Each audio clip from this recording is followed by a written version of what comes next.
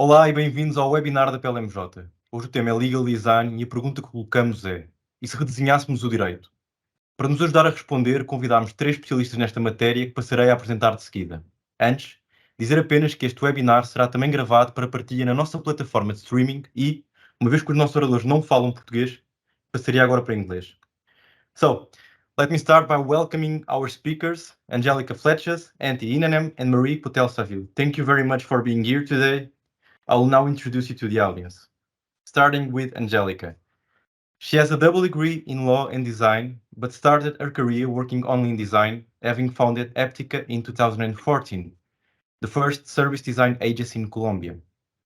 Along the way, she found it necessary to apply her knowledge in law to her projects and ended up opening a new business division in Háptica, specialized in legal service design.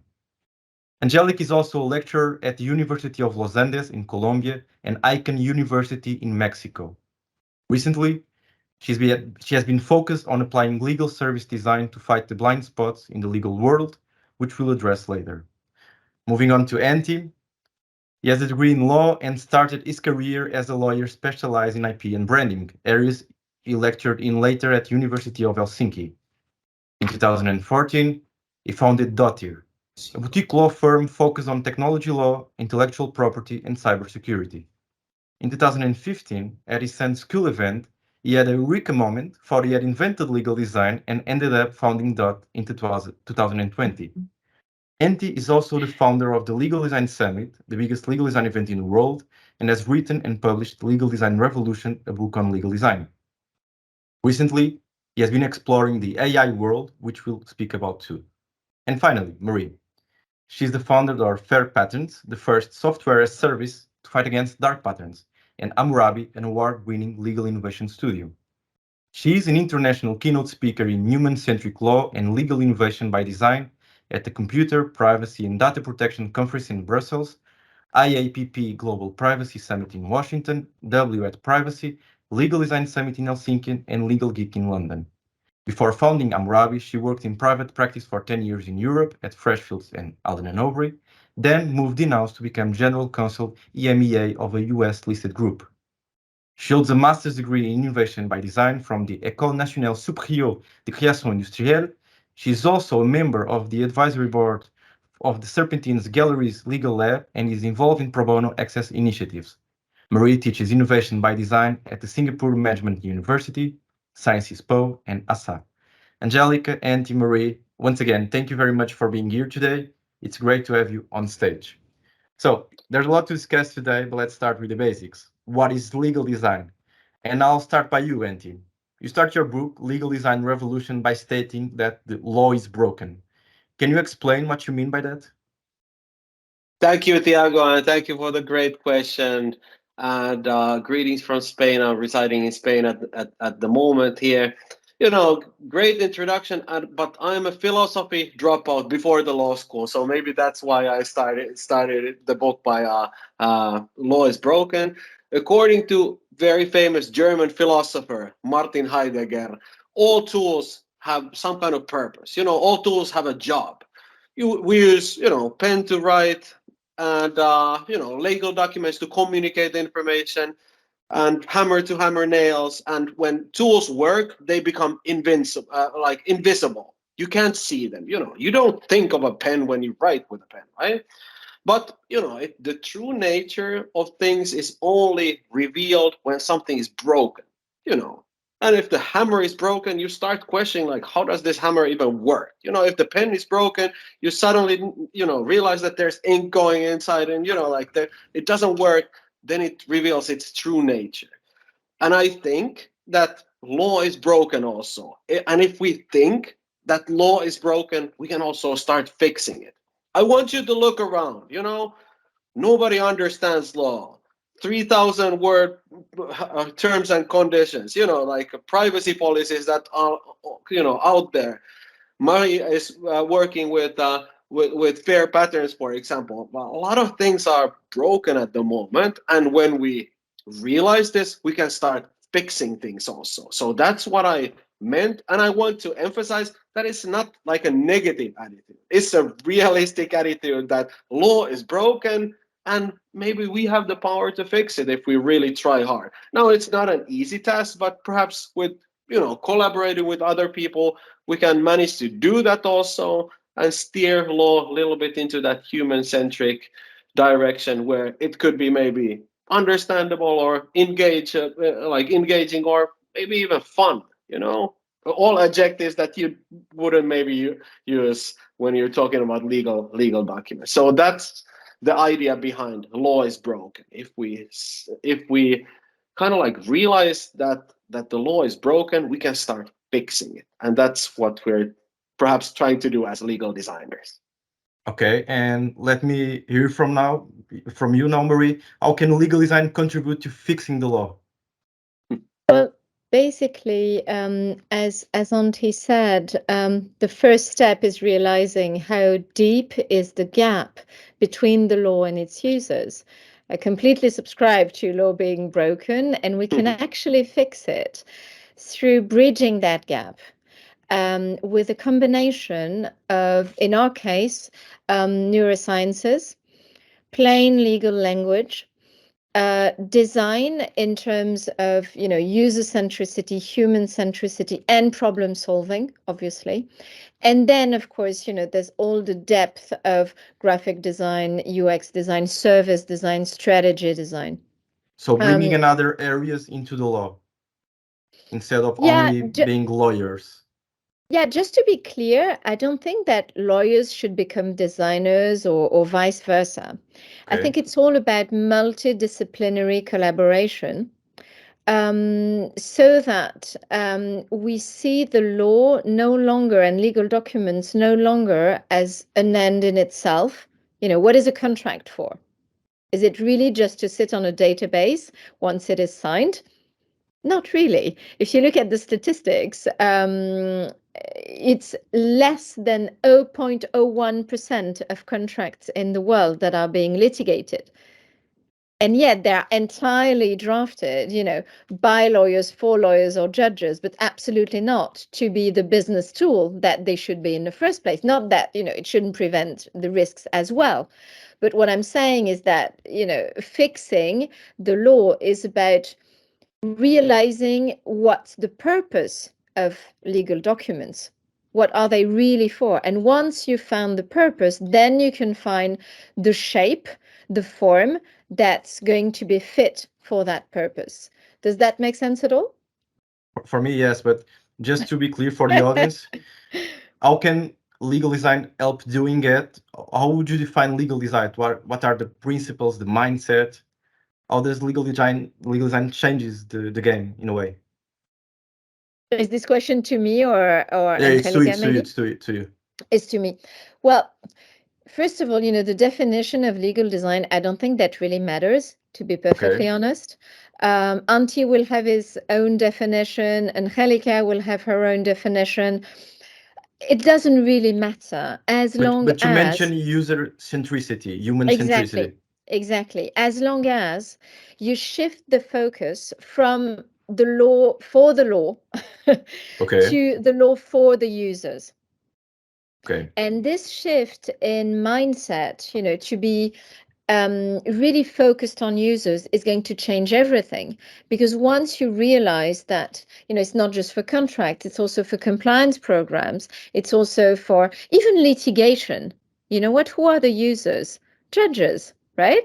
Exactly. If you think about judges as users of the written submissions that you provide, and if you realize that they can't realistically read more than 30 pages, so if you produce 200, yeah, true. True. So this user centricity is absolutely central, which means, defining your users. So we're talking about persona, user profiles, user journeys, identifying their pain points, what it is that's itchy, that's taking too much time, that's irritating them, what is it that they don't understand, what's the missing information. This is critical. Oftentimes people mistake legal design for a pretty summary. It's absolutely none of that. We don't make anything look good. Don't come to me to make your contract look pretty or sexy or whatever. That won't happen. And it's not a summary either. So the point is really about fixing the problems, fixing the pain points of the users. Provide real solutions to real problems. Yep. By that. Okay. So Angélica, tell me, how do you apply, being a designer, the design to the law? Is there a process to it? Yeah, there is a process. As a designer, what you do at the beginning is to really understand which is the real problem, which is Marie is just saying. So you have to go and really understand who is the user of the situation and who is the service provider. In this case, probably is a lawyer. And what I would like to highlight here is something that is really important to that as lawyers, we provide a service and we don't think about that a lot. And if we have that in mind, we think we need to identify what kind of service are we providing and how is that service being provided, which are the touch points that are part of that experience, and how is the complete experience from the beginning until the end. And when we go and talk with the users and we go talk with the providers, then we identify where is the problem and what kind of problem we have to deal with.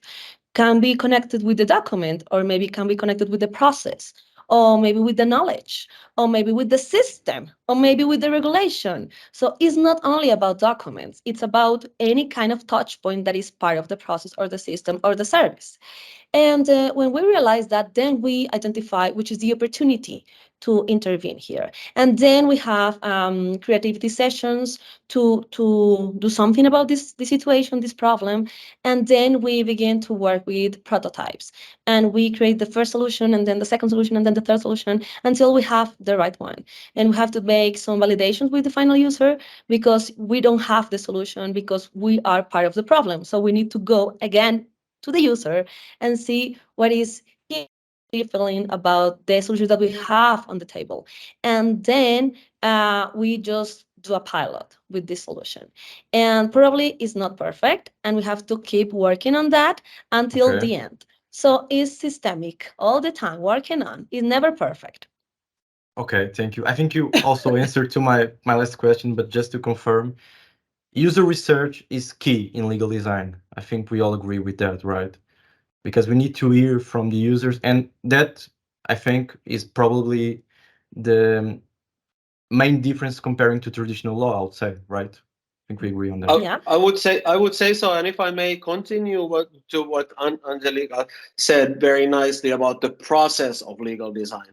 You know, if you think of traditional legal processes, they're very linear. You know, they go, client calls a lawyer, wants an agreement, let's say like a IP transfer agreement. Lawyer goes back to his cubicle and starts drafting it, sends it, invoices it. So it's very linear. It goes from A, B to C very in a linear fashion. And I think that the legal process, legal design process is more like a loop.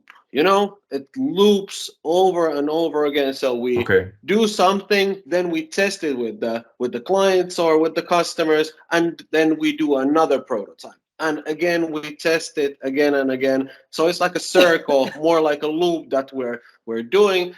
And of course, if you need something fast, something easy and very fast, I think that the linear process is very good for that one. Actually, you know, big law firms are very good at delivering something standard quite quickly, and invoicing also pretty generously on those things. But in some cases, the linear process is very good.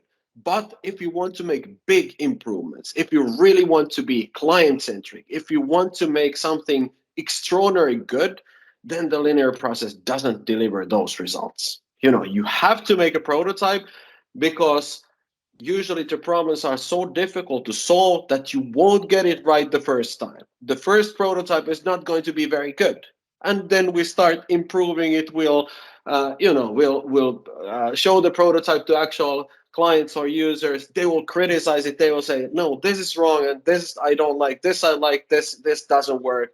And with that information, we can do another one and another one. And this is also, Tiago, for maybe for answers the question like, where should you use legal design? It can be a little bit more time consuming. It can be a little bit more expensive. Not necessarily, but it can be, because it loops. So because we test our products. There are more interactions with the client, right? Yes, exactly. But also, it's a great way of delivering something of high value, something that is difficult to automate, something that you can't get straight from ChatGPT. So that's my point. To continue with Angélica said very nicely. And that leads to another question that I want to ask you, is that, can you provide me some examples of real life examples of the application of legal design that you have done in the past? Marie, maybe I'll start by you. Oh, you sure, have something gladly. to show us? Yeah, exactly. Let me show you. I think it's easier than tons of discussion. Let me just, can you see my screen okay? Sure. Yes. Yeah, I'm just going to be in presenter mode. Okay. So basically, legal design, because it's a problem-solving methodology, it is applicable to all the areas of the law where you find those pain points, which means that, of course, it could be contracts, but also processes, as Angélica said, and Antti as well. It could be litigation. By the way, we're heavily active in litigation design across the EU. It could be, all the training, compliance, ESG reports, all the walls of text, basically, which no one wants to read. Digital transformation, of course. Data protection, actually, that should be the first field. Probably, because it's all these privacy policies that no one wants to read. For example, we've built this. This is online, by the way. If you want to scan the QR code, you can see it live. Also to show that it's not just nice prototypes that never come to light. So this is a privacy policy. That's not just for kids, by the way. It's for King, the video game player, of course. But it's for kids and their parents. It's meant to be inclusive. It's in plain language with a reading age of 13 years old, and it's because we've worked a lot with the users. We did focus groups in the UK. We did user testing, measuring exactly what they understood, what they didn't. Then it's actually built as if it were part of Candy Crush in the present case. The idea is not to say that privacy policies should be gamified or that legal design is a gamification of contracts or policies. Absolutely not. The idea is that any legal document should provide a user experience that reflects the core product that the company itself is selling, or the core service. Does that make sense at all? For me, yes. But in this case, you also wanted to keep the tone of voice, right? Exactly. It's a matter of tone of voice. It's obviously, all the amazing assets that were in the games on a completely different graphic universe. It's also, it could be TNCs. Here, DICE, it's a ticketing platform.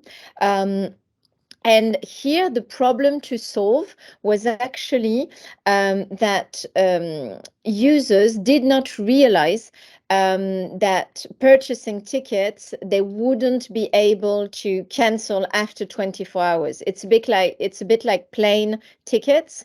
You can't really change your mind.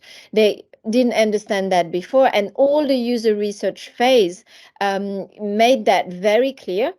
And that led us, instead of hiding that key information, in fine print, which used to be the case before, we actually put it forward. It's on the first page, basically, because it's key to create that trust that will then become a competitive advantage when people realize that you respect them, that you're fair to them. And that's also the power of design, digital fairness. I'm going to stop here. Perfect. Thank you. Thank you very much. And I think you have also an example to show us. Yes, sure. So I can show you projects with two different perspectives. So let me share my screen. So in Háptica, we begin as a service design company But during our process, we realized that a lot of the problems with those services were connected with legal touch points. So that's how we realized that we have an opportunity with those kind of projects. And one of our main projects is this one that I'm going to introduce with you, and it was with a bank. They had like this relevant product that was the stock commission contract, and what they had was this opportunity to really connect people with a huge amount of money, which was $1 million in Colombia, which was a lot of money, and what they have was this amount of money to give to the bank. Then they create the investment portfolio, and then they begin the investment, right? So what was the problem? The problem was that this took a lot of time to be signed, like this contract. So this is the journey that took for the entire process to be done.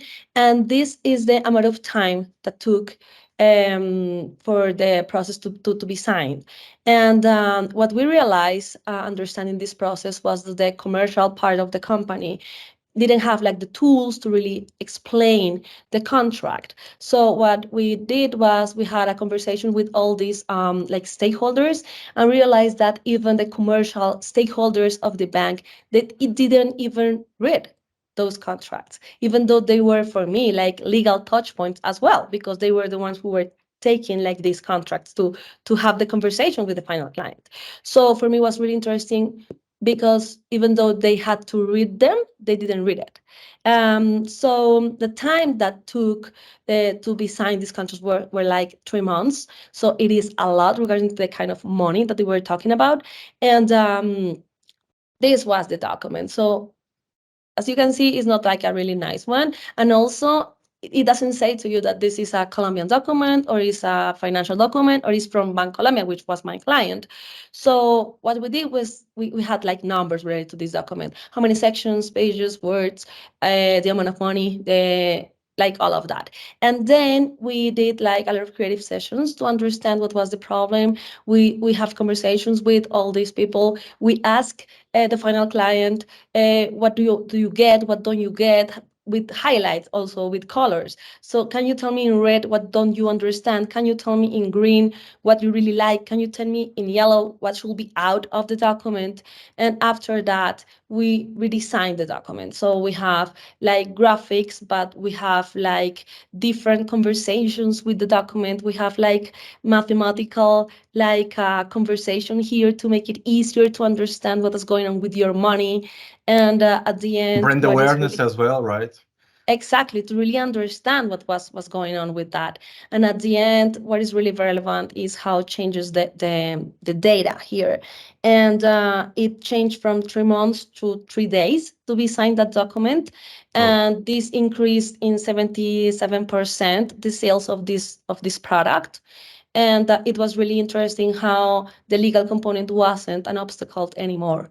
At least it was something that was pushing the product, and everybody in the company wanted to work with these lawyers now. They were like the rock stars of the field.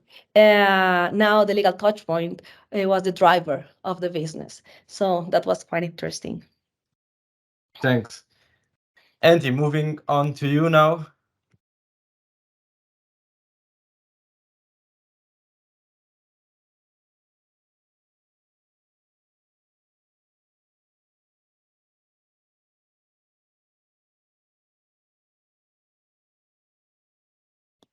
I think you're on mute. You are on mute, Antti. You're on mute.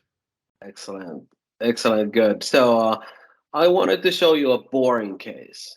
Just to show that legal design isn't always sexy or fun. This is a little bit older case, and maybe our thinking has developed from this one. And we've worked with pretty much everybody, but this was one of the first cases that really struck to me, like how legal design could actually help like the delivery of legal services. So the Finland Arbitration Institute, very old-fashioned institute, contacted us and wanted to make their arbitration process more human-centric and maybe democratic, in the sense that people would understand what's happening in arbitration.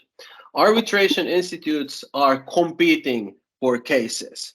Finnish Arbitration Institute competes heavily with the Swedish Arbitration Institute, for example, for cases. So we wanted to develop a solution that informs people and makes the potential users of this arbitration measures like at ease with the complex arbitration process. As a lawyer, every time that case goes to arbitration, I know that it's a difficult case. The arbitration takes a relatively long time. It's expensive, and it doesn't happen every day, right? So that's why we wanted to make something more, just more understandable, more easy. And we did a lot of workshops with the users. We tried to find the pain points, everything like that, and we arrived, like, we had maybe 60 pages of heavy text. We did one visualization on top of that one, and it was kind of like an interactive map where you can zoom in and zoom out. And we've worked with a lot of clients who also want this kind of legal solutions. They want to know at a glance where they are, but they also, if they have the need, they want to dive in. So I want you to think of this analogy like something for the client that they know where they are, like a map, but then they can perhaps zoom in if they want to, layering the information in this fashion. So this was the case, kind of like that, kind of like changed how we thought about legal design. So it's not, the visualizations were not that fancy. The product wasn't like that nice of a looking, but it really worked. It really communicated something complex in a very easy, It was fashion. easier to use, right? Just easy to use, dead easy to use. It's too much to ask to make arbitration fun and funny, and it's not gonna happen, but you can make it easy, or at least a little bit more democratic, a little bit more open for the users, and that's what exactly what we did in this case. Okay, perfect. Thank you very much. Okay, I'll now move on to specific areas where you have been exploring recently. And Angélica, I'll start by you and finding the blind spot in the legal world using legal service design. But I'll go to a thing first. You have been mentioning a lot touch points. What are touch points in legal design? Okay, a touch point is something that makes real the service. So it's not only about legal design, but is related to any kind of service. So a touch point is the document, the person, the objective, the space, the process. It's everything Okay. that makes tangible or intangible, but makes interactive the service that you have. So without a person, without the process, without the channel, without the space, you cannot have the interaction with the service. So you need to have the touch point, and you need to design or be aware that you have a touch point in front of you to make it possible. So when you work with services, you need to be aware of the touch points that are present or that are lacking, and you have to design. So that's a touch point. Okay, understood. And tell me now something regarding legal service design and the legal journey. What should we be aware of when designing that journey? And then we considering the gender specificities. I know you have been working on that. Can you give us some examples, talk about that a little? Yeah, sure. I can give you an example, a personal example. So I'm going to share with you my personal story. So Tiago has told you a lot about me, but I'm a woman, I'm a mother of 2 dogs, I'm a lawyer and a designer, I'm the founder of my company, but I'm also divorced. And that happened last year, the last day of the year, and it was really hard. But it gave me a lot of inspiration to work in a new legal service, which was the beautiful process of getting divorced. So during that process, a question popped up to me, which was, it is the same to getting divorced as a woman or as a man? And the answer was, it's not. And it came to me because I had to go through the process. So I asked a lot of people, men and women, how was to getting divorced as a man or as a woman. And during that,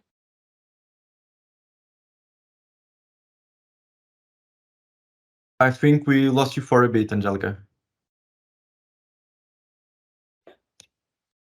In this project, and the two of us realized that it was quite interesting to work in this. So the question was how to redesign the divorce experience taking into account the gender blind spots. So to make this possible, we have conversations with a lot of people, and we identified the complete journey from the beginning until the end of getting divorced. And we realized that there was a moment which was crucial, which was the agreement. So how you can talk with that person who used to be your partner and is not your partner anymore. And you have to make a commitment, or you have to compromise yourself to know how it's going to be your future, and sometimes not only your future, but the future of your children if you have some children with you and that person. And it was quite interesting, the conversation that we had. And then we realized that there is a regulation, in this case the civil regulation, that is connected with getting divorced. Then there is the service of getting divorced that is connected with lawyers and the notaries and all this process. And there is gender in the middle, but we didn't have that a lot in our minds when we are delivering that service. So talking to Tatiana specifically, and she had kids, so it was really hard for her going through this process. She told me this story, which was really interesting. And she said, my lawyer told me that with Alejandro's infidelity, it was perfect for me to keep full custody of the girls. But was this what I wanted? Girls without a dad. And this was quite interesting because I used this as an inspiration to talk a lot with other women who had kids before. And they told me that a lot of their lawyers were using this as the strategy to keep the kids for them. And at the end, talking to Tatiana, she told me, actually, I don't want my kids without a dad. I want them to have a family as well. And I want them to have Alejandro in their lives. So that's how I realized maybe there is a blind spot, and we are thinking that maybe what we have here is something like this. We have normalized that when there is an unfaithful father, the mother does not want to share custody with him because this behavior has been seen historically. But in reality, each case must be seen in detail, and it's the job of the lawyers to know the true intentions of its clients and what's over the children's interests. So I have begun to work with these kind of blind spots, and not only talk about with women, but also with men. And then I had conversations with, for example, Rodrigo, and he told me this story. My lawyer told me that we could assign the lease to somebody else so that my ex-wife will not have access to the apartment during the divorce process. But if I affected Raquel, that will affect my son, and I don't want that for our future. So again, we see this lawyers talking with their clients. Let's do this with the assets. So working with that kind of approach, the man doesn't want to give any to the partner, a blind spot. So the blind spot here was this one. We have normalized that when men provide at home and the time comes for a divorce, they want to retain capital as a strategy to win, because this process are seen as a confrontation. But in reality, this type of position damages the future healing of both parties, and it is illegal as well. So I have realized that we have the opportunity to work here with a method and to redesign the product, redesign the process, redesign the communication, and actually redesign the ecosystem. And that's how I have designed this beautiful project named Kai to design the experience of getting divorced. So we have these lines. First is the opportunity to work with lawyers who know how to deal with you when you are going through this emotional process. Second is how to have a psychology guidance, and then going with the logistics, because at that moment you don't even know where you're going to live. For example, in this case, this is my apartment, but during 2 months, I didn't know if this was going to be my apartment or not. So that's really hard. And when you are going through a divorce process, you need to have this kind of support. And some of the things that I have designed, some of the touch points, for example, is this guide of helping lawyers to find out blind spots. to realize if they are doing support, a legal support with blind spots, to stop doing that and begin to doing it without it. Also, I have designed this canvas to ask questions about the future their clients are dreaming about. So, for example, ask, how do you want the other person to get involved in the future of your children? Or how do you imagine your life after the divorce? And use all the answers to create this last formula. Angélica is looking to, and financially she hopes to, she expects to live in and financially to resolve this. And having this and maybe the result of the partner as well, create the final strategy to redesign the proper way to help this client. So when this, we have worked with different clients, and for example, Rodrigo says it will help to overcome the pain and navigate difficult conversations because it's really difficult to get in divorce, but as lawyers, we have the opportunity to give them actually like a legal hug and not also like giving them like confrontation, which is what we used to do as lawyers. And at the end, you can connect gender service and the law regulation and work in service design as the bridge that connects the law and the gender needs of the final user. And I just want to thank my divorce for the perspective because it's giving me the opportunity to work with this. Thanks a lot, Angélica. Really, thanks a lot. Marie, moving on to you now. Can I just say that I love the legal hug? I mean, I love everything Angélica does, but the legal hug. Thank you, Marie. Thanks, Marie. So, talking now about fair patterns. You have been actively promoting fair patterns. You have founded the podcast Fighting Dark Patterns, which is available on the streaming platforms. Sure. So the question is, what are dark patterns? Can you give us some examples? Of course. So a dark pattern is quite simply an interface that deceives you or manipulates you to make you do something either without realizing or simply Okay. against your interests. So just for all the listeners today, if you've been online since this morning on networks, or if you've bought something online in the past few days, I'm pretty sure that you've seen, the big accept all button, especially with Cyber Monday, Black Friday, whatever. The free trial is also an example, sadly classic. It's not free, it's not a trial, and it will be virtually impossible to unsubscribe.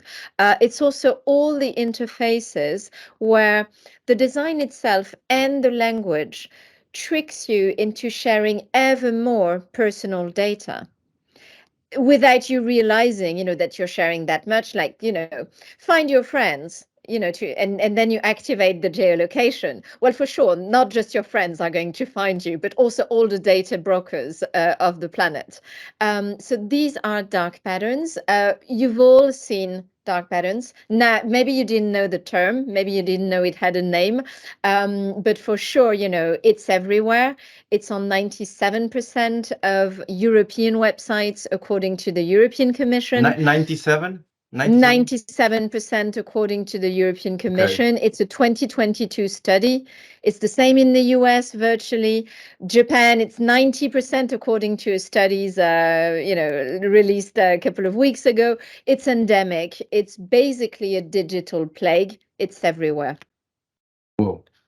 About that, one topic that you cover on your podcast that I found very interesting is the potential litigation arising from companies using dark patterns, with Amazon having been sued by the FTC this year for enrolling customers in its Prime program without their consent and making it difficult for them to cancel their subscriptions, the thing you were talking about just now. So with dark patterns being foreseen and prohibited in the Digital Service Act Directive, which will come into force next year, what will be the potential consequences for the European companies that do not adopt fair patterns?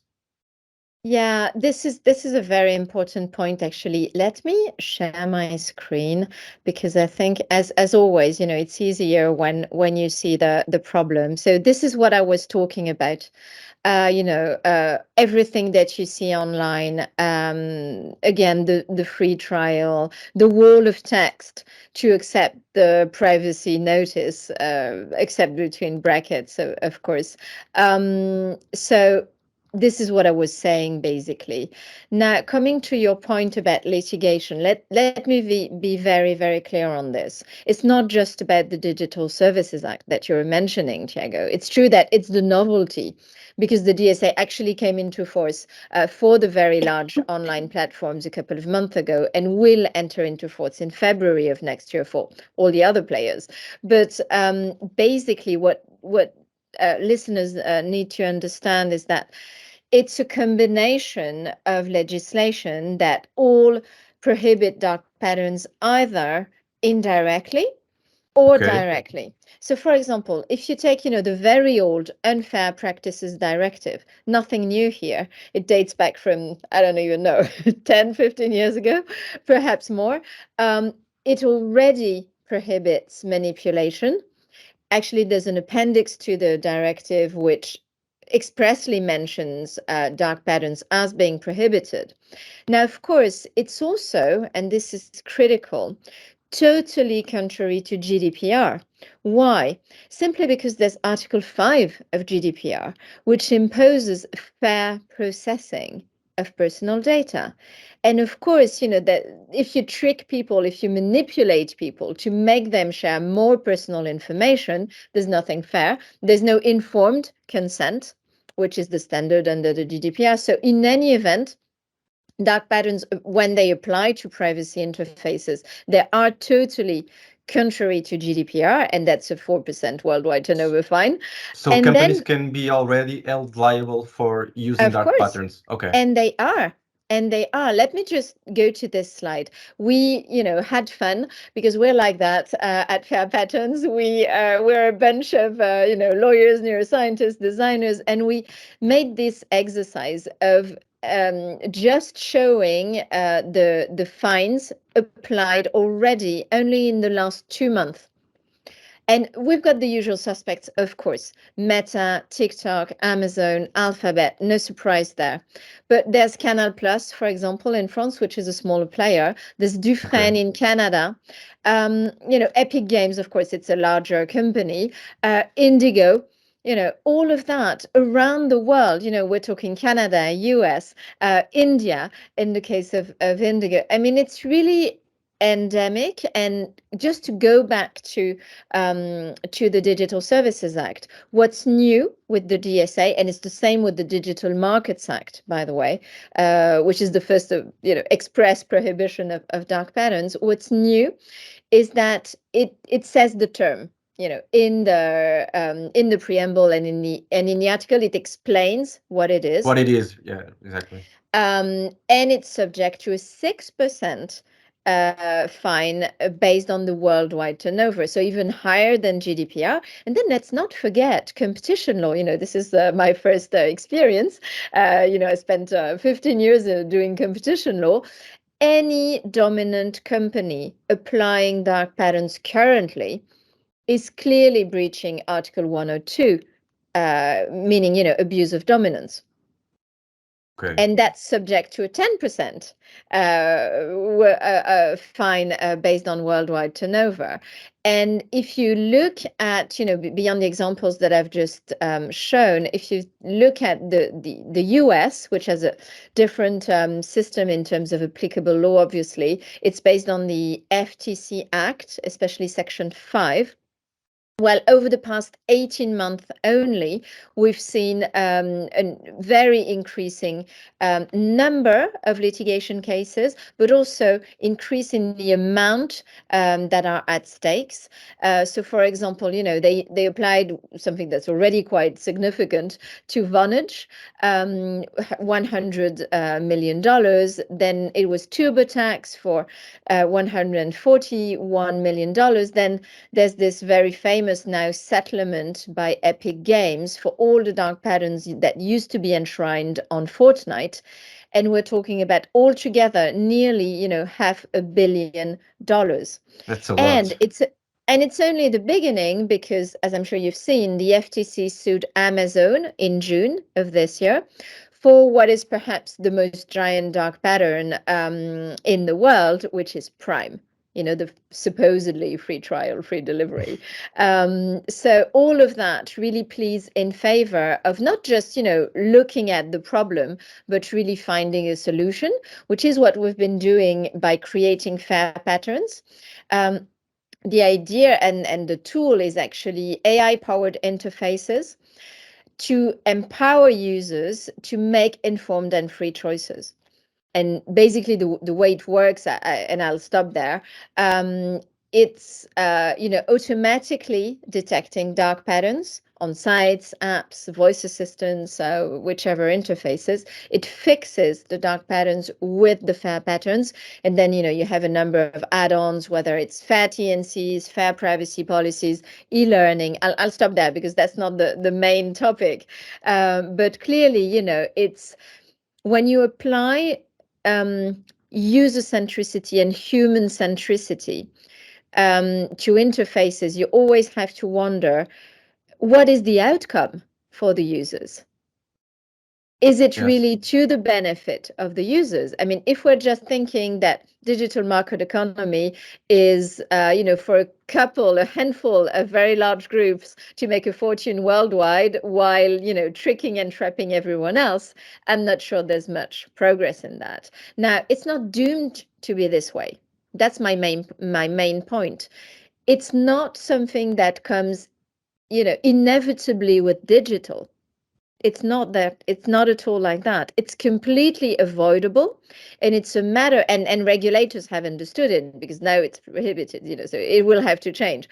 But it's really about, understanding that trust and fairness, digital fairness, is a much safer bet and a much better bet, actually, And even in a terms competitive of advantage as well, right? Exactly.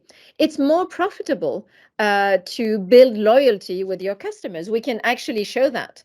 Fair patterns are more profitable than dark ones. Okay, perfect. Thank you very much. I'll invite everyone Pleasure. to listen to the podcast because Marie discusses these topics. I'm going to share it in the chat. Perfect, thank you. Antti, moving on to you now. So AI has been a hot topic in the legal world this year, with many lawyers fearing that it will replace their jobs. You have been actively exploring this new world, but even prior to that, in your book, again, you wrote the following, which I found very interesting. But who do we have to blame for the fact that our work is so easy to automate in the first place? Legal design is about collaboration and empathy, elements that are very difficult to automate. So, let me ask you, how might legal design take advantage of this powerful new tool and change the way we provide our services without losing our jobs, of course? Look, I posted a LinkedIn post in the chat. Maybe you can have a look at it. It's a 2-minute video of me capturing an NDA template screenshot, importing it to an AI tool, running an analysis of the document, rewriting a clause into a better format, then displaying those things in a table format. And then I do some visualizations on top of that one. So in 3 minutes, I have analysis, rewritten clause, and some icons that I can use for visualizations, right? This is how powerful these tools are. They're insanely powerful. But this begs up a question, is it not any better than the original NDA? Or does it make any sense to send the NDA? So I think that within these tools, we get immense value of being more quicker, more efficient, but also at the same time, maybe we should discuss and think if most of NDAs make sense at all.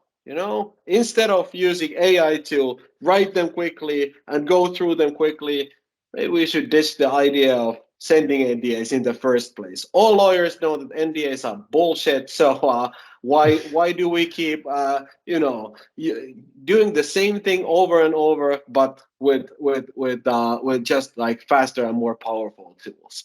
So in my opinion, legal design is high-level legal work. It's a combination, it's a melting of minds of several people, whether it's lawyer, designer, or tech people, or an economist or somebody else. And that kind of work, which is very high level, it's terribly difficult to automate. And I think that kind of collaboration might save our profession also. We know about law, but if we just focus on the mundane, the simple tasks, the something that pretty much everybody can do, and what AI can do also, we might be in trouble at some point. So Okay. I would wish that this kind of like multidisciplinary idea of working with law would bring our service to a higher level. So that's what I want from lawyers. I want us to raise the bar of what is to provide legal services. The So bar is too low at the moment. If the AI can do it for us, then the bar is just set too low. And about that, let me ask you, should we change the way we provide services to the extent they become experiences? Because you cannot replace an experience. Yeah, I think that's a good idea, and if it's just off the shelf, if it's something very easy to do, if we set the bar very low, then the AI can probably replicate it. And maybe to recap this one, I'll share the screen real quick. Maybe you can see this one. But Yeah, of course. yeah. I'll share the whole screen. I'll put it there. Maybe you can see the meme of Alexu, one of our colleagues, saying that lawyers always go like, yeah, there's no way AI is going to replace us. The work what we do is very complex, requires expert judgment, and then what we do is we copy paste stuff from ChatGPT, right? So that's not the way to think of legal services. We need to raise the bar.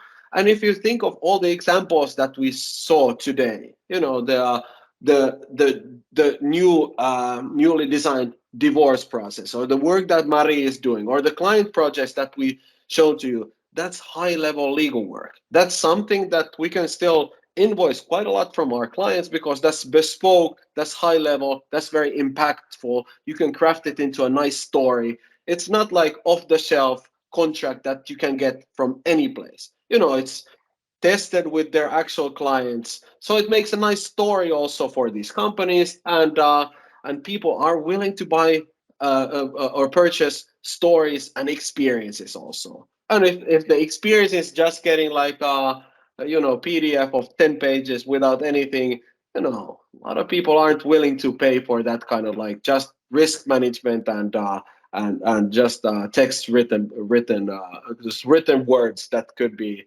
imported from ChatGPT. So this is what I want to kind of like say to you, that we need to raise the bar of legal services in order to keep ourselves relevant.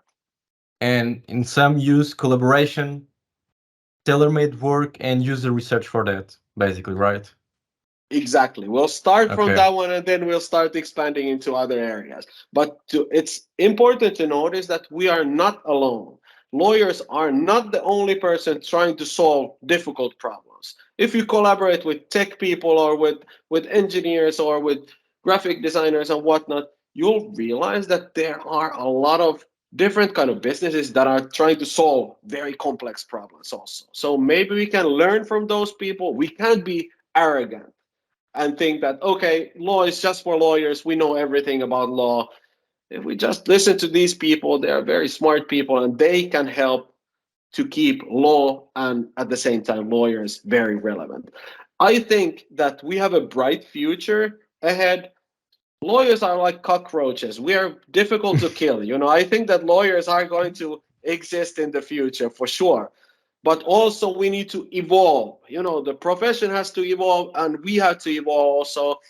And evolving and evolution is very humane also. It's the most human thing to do. We need to replace ourselves, replace the work that we are doing with a higher quality work, and with that way we can also stay relevant and happy and successful, right?